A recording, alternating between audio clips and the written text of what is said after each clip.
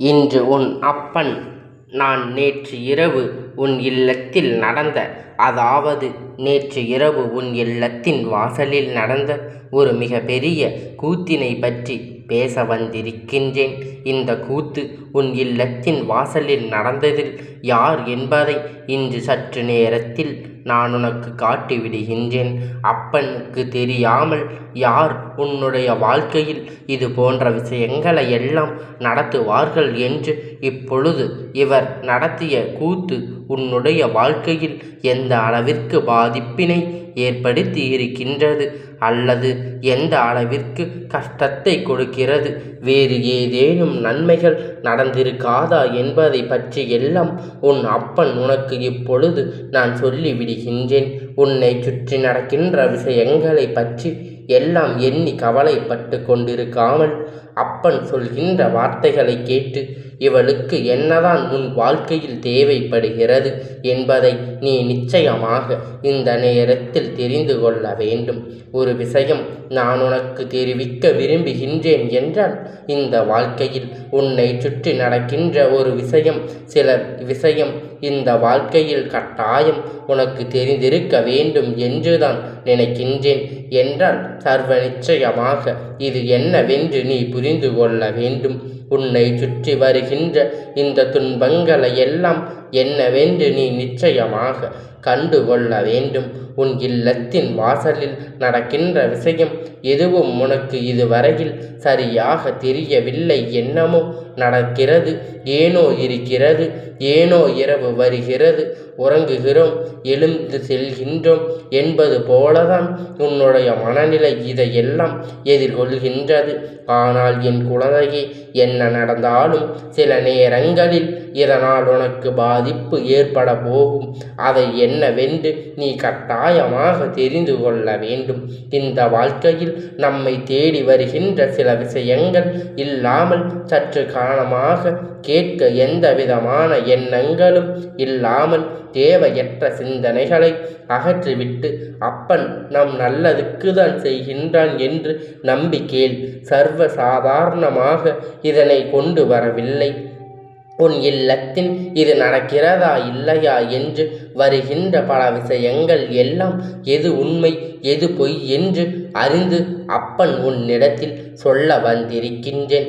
நடந்ததை இந்த விஷயம் ஒரு பெண் என்றுதான் சொல்லிவிட்டு யார் எதற்காக இதனை நடத்த வேண்டும், அந்த பெண் என்ன நடந்து கொள்கின்றாள், ஏன் இதையெல்லாம் நடத்துகின்றாள் என்பதை எல்லாம் நீ நிச்சயமாக தெரிந்து கொள்ள வேண்டும்.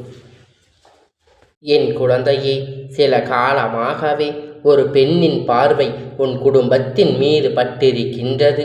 தோண்டி தேண்டி உன்னிடத்தில் பல கேள்விகளை கேட்டு கொண்டு இருக்கின்றாள். ஒரு நிமிடம் கூட உன்னை அமைதியாக இருக்க விடுவதில்லை.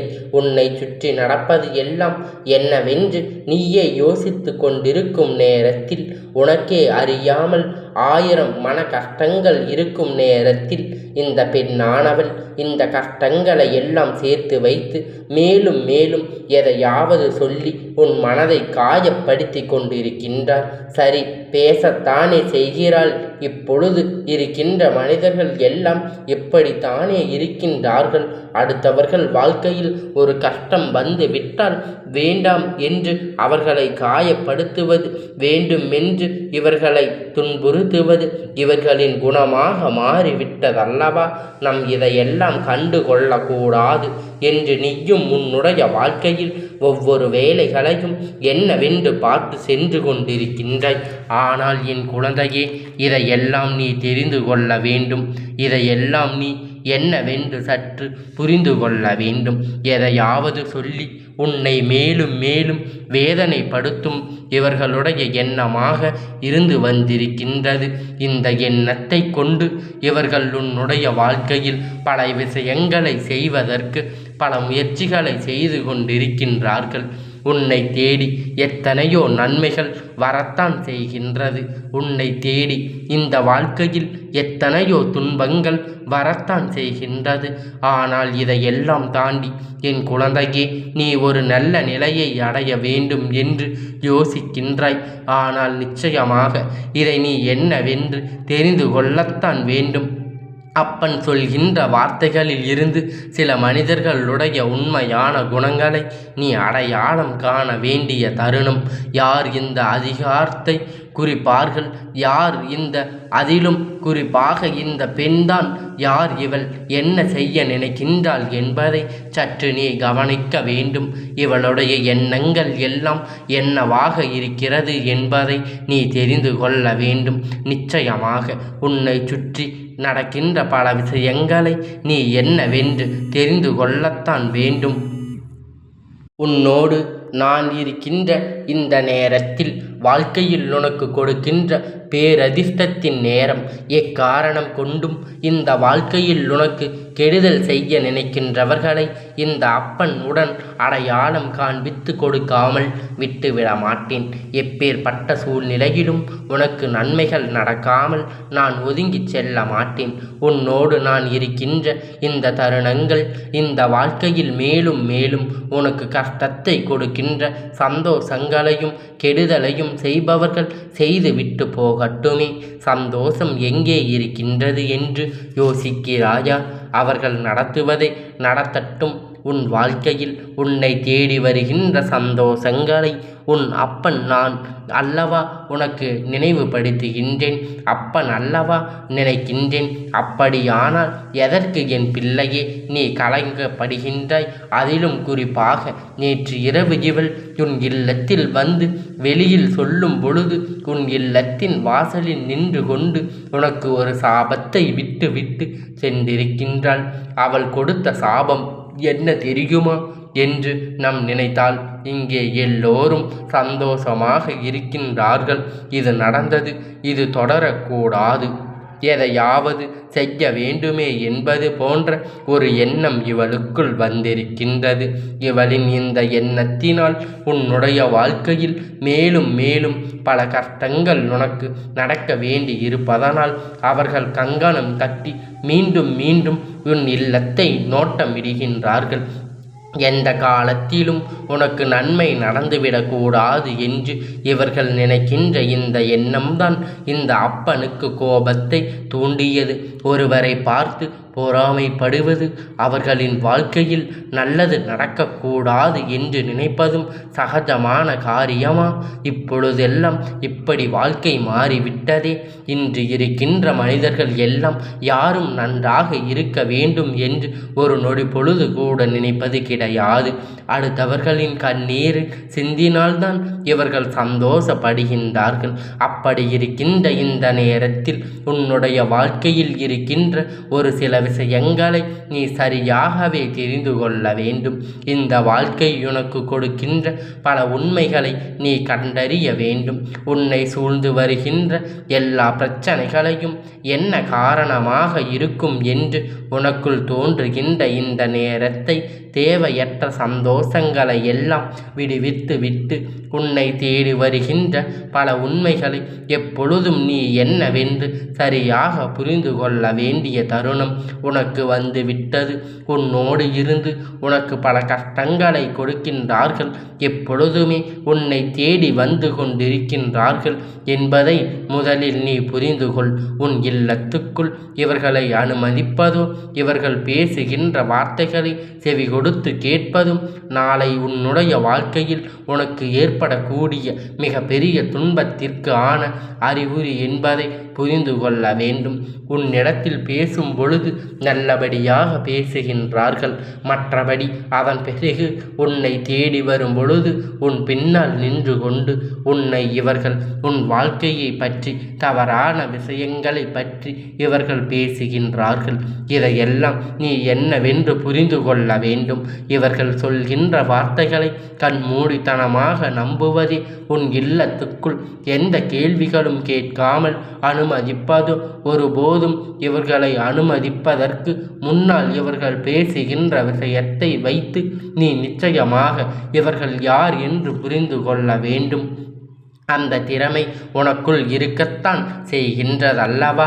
உன் இல்லத்தின் வாசலுக்கு வந்ததோடு மட்டுமல்லாமல் அங்கே உன்னுடைய மனதுக்குள் தேவையற்ற எண்ணங்களை இவர்கள் புகுத்த முயற்சி செய்தார்கள். ஏதோ கெடுதல் இங்கு இருக்கின்றது, ஏதோ ஒன்று தீய சக்தி இங்கே நடமாடுகின்றது என்று சொல்லி உன்னுடைய மனதில் ஒரு பயத்தை இவர்கள் உருவாக்கி இருக்கின்றார்கள்.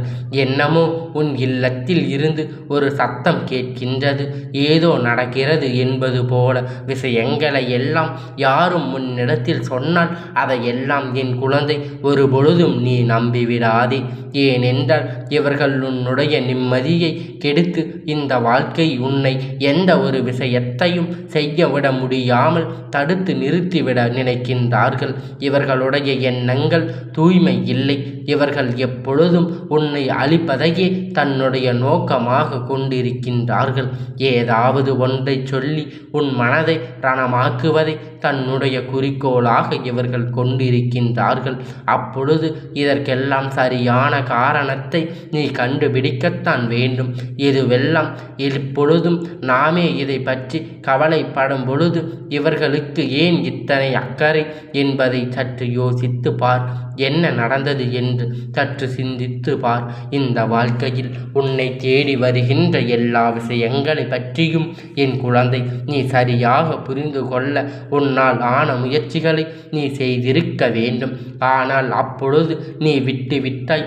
இப்பொழுது இதையெல்லாம் பின்தொடர்ந்து ஓட நினைக்கின்றாய். உன்னை சுற்றி வருகின்ற துன்பங்களை எல்லாம் கண்டு பதற்றம் அடையதாய்.